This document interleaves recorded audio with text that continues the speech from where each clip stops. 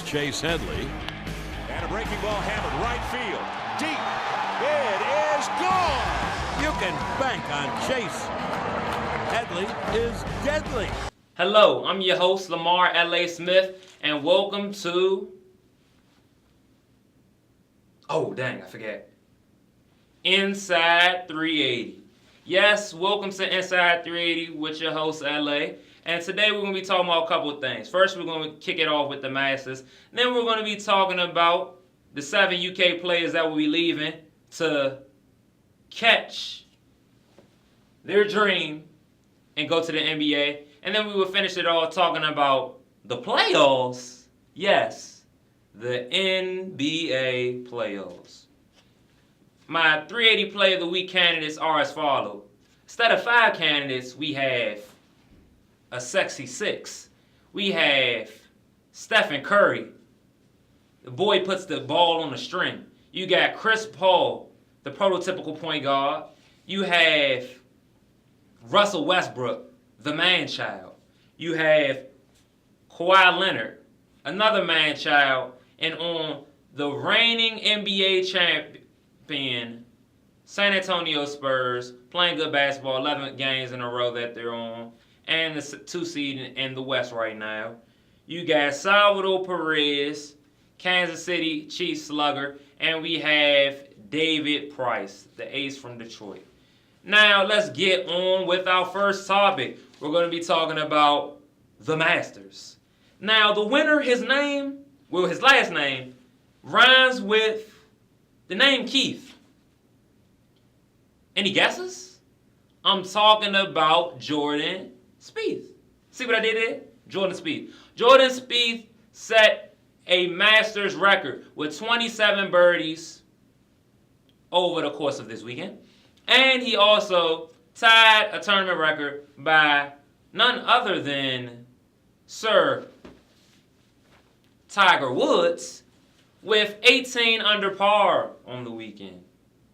And he also set the 18-hole record, the 36-hole record, and the 54-hole record all this weekend at the Masters. He started off 8 under par, then I matriculated to 14 under par, then we went to 16 under par, and then, a little rusty, so he ended up at 18 under par. One hell of a weekend. The runner-ups were Justin Rose and Phil Mickelson, both who shot 14 under par. Rory McIlroy, 12 under par. And then that boy, Sir Tiger Woods, was just a measly 6 under par. Pretty good event. He tied for 17th. And he came back from a short 3-month hiatus. He popped his wrist on a 9-hole tee shot. And that resulted in a little measly, mediocre play for the rest of the round. But he finished, which was a big deal. Lately, he hasn't been finishing events. He's been withdrawing, or either dude hasn't even been making the cut. So, shout out to Tiger Woods. More importantly, Jordan Spieth had the greatest round of golf of his life in the biggest round in the Masters with the green jacket. Green, like this background. Boy came to play. Now, they said this was spectacular play, but Bob Herrick, don't quote me, it's not a direct quote, but he said that Tiger's performance was more dominant in 97 than Jordan Spieth's. All I say is shout out to Jordan Spieth. The boy played one hell of a round of golf. He set so many records. He's the 5th wire-to-wire winner, the first since Raymond Floyd in 1976.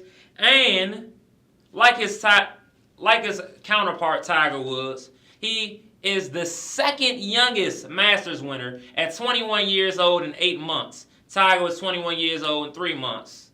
Shout out to Jordan Spieth again, your 2015 Masters winner. That's Inside 380 for you. We'll be back. UK to the NBA. We back at you. LA out.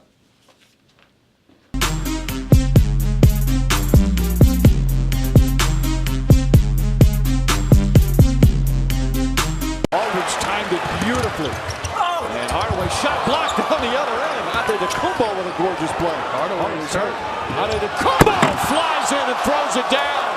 Hardaway's holding that wrist, the same wrist that he hurt before. He's in agony now. Well, it looked like it was going to be a terrific fast break for the Knicks. Instead, it turns into a disaster. Hardaway gets hurt, and the Bucks score down the other end. A couple of very impressive blocks. First Aldridge, then this one. And Antetokounmpo, a little razzle-dazzle in the crowd-pleasing stuff. Hello, 380 time. 380 is back. This time we're talking about UK to the NBA. 7 players leaving, 85% of our scoring. You have the Harrison twins, both really good basketball players, do a lot of things well, but I got them projected early second-round picks. You have Dakari Johnson, big guy, already has an NBA body. His biggest thing is he needs to work on his footwork and finishing around the basket. But I can see based off it, his mold and the type of potential that NBA scouts perceive him to have, he'll most likely go in late first round or early second round. Trey Lyles already has a grown man's body. 6'10", 250, shoot the ball at a high clip. Has a great mid-range jumper. His hot spot is the baseline, as we noticed this whole year. He can play a little bit three, so shows he has versatility. And most likely, he'll go either lottery pick or mid-first round. Devin Booker, projected lottery pick as of now. Great shooter. Reminds me of the mold of Klay Thompson. He has all-star potential in the NBA. Can handle the ball. 1 dribble, 2 dribble pull-up is his game. When he doesn't have an open three coming off the screen or in transition, he's a nice athlete, so he'll do well. Willie and Carl, both really versatile big men. They'll both be lottery picks. Willie peaks at his defensive end, can guard multiple spots, great athlete, has a lot of length, but until his offensive game gets up, we won't really see what he's going to be. Now, Carl should be the number 1 pick. He can handle the ball a little bit. Great post game, great shot blocker. He does so many things at a very, very high level, and he has pretty nice athleticism. He's the closest thing you're going to get to Anthony Davis since we've been at UK. And not saying he's going to be at Anthony Davis level, but he should be a perennial all-star in the league. Now, the guys that stand, Tyler Ulis should be the starting point guard next year. If my memory serves me correct, played well this year for most of the year, and he will have the experience going to next year.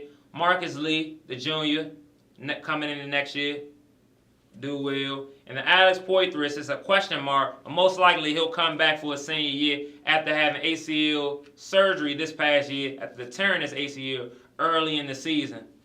Now, right now we have Scal, number 3 recruit in ESPN U100.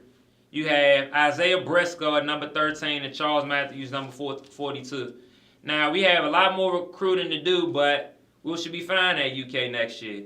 The pursuit affection is over, but our pursuit to number 9 is far, far, far from gone. That's UK to the NBA, Mr. 380, your boy LA, 380 out.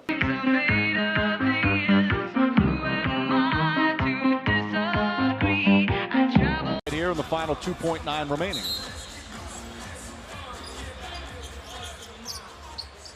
James fires to Smith. Smith puts it up. Oh, he puts it in! J.R. Smith at the buzzer! Caps off a tremendous first half.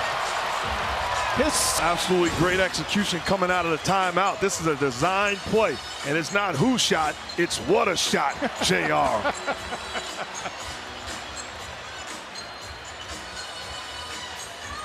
And that's great defense, too. I mean, to me, you just got to bow and say, hello, LA is back. This time we're going to talk about the NBA. Now, the NBA, it's playoff time. The playoff starts April 18th, this Saturday. Everyone, get ready, lean back, sit in your chairs, because it's going to be a ride. Now, we had the two best teams in the league, the Warriors and the Hawks. The Warriors play a high up-tempo offensive game. They have the two best guards in the league, and Klay Thompson and Stephen Curry this year, and they have the high-scoring backcourt. Splash Bros do their thing. Stephen Curry set another record by breaking his record last year with the most threes in the NBA season made. Stephen Curry can obviously win MVP. Has 65 wins currently, and it may not even stop there. You also have the Atlanta Hawks, the feel-good story of the year. No one expected it. The real Detroit Pistons-like approach. They had 5 guys, all really good. They share the ball well, deep bench, and they play both ends of the floor. They score at a high clip, and they play defense. What more can you ask? They have all-stars Jeff Teague, Kyle Korver, Al Horford, and Paul Millsap. Then you throw in DeMar Carroll, the glue guy, the 3, the guy that guards the best players in the game at that position, especially your boy LeBron James. That gets us to the Cavs. The Cavs are doing the thing. The Cavs expect to go to the NBA Finals, but the playoff experience that they lack will ultimately be their true test. With true stars like Kevin Love and Kyrie Irving playing in the playoffs is a totally different dynamic, and we will see how they rise to the challenge. We also have the Spurs. The Spurs have won 11 in a row. They're 55-26. They went from being number 6 and number 7 in the West to being number 2 and possibly stealing their division from the Houston Rockets and the Grizzlies. We proven that they're the champs until they get dethroned, and last time I checked, the king is wearing his crown. Now this gets us to the Rockets. You got James Harden whipping it up in the pot, whipping it. And James Harden, he's been stirring real hard because with Dwight Howard out for most of the year, he's been a true MVP candidate. He's leading the league in scoring, and James Harden is doing everything. He's even playing a little bit of defense. Ain't that a funny thing? But the NBA playoffs will definitely be a show. We'll also see if the Clippers are for real after constantly getting bounced even in the first or second round the last 3 years. It's time to show that is Doc Rivers really bringing his true championship medal from Boston to LA. Not the Laker land, but the Clipper land. That's Inside 380. That's the end of the NBA playoff segment. The end of the season should be pretty interesting. 385 at you. 380 play of the week is coming at you. LA out. Inside 380.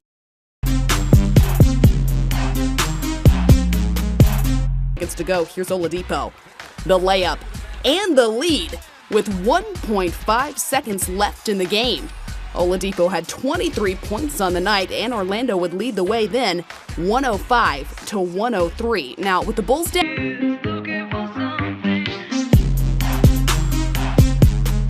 Another birdie. And he nailed it.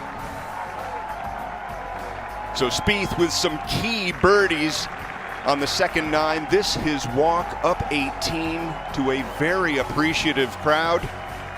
The patrons really appreciate what this young man has done this week. He was so close last year. And now a putt to tie the all-time record of 270.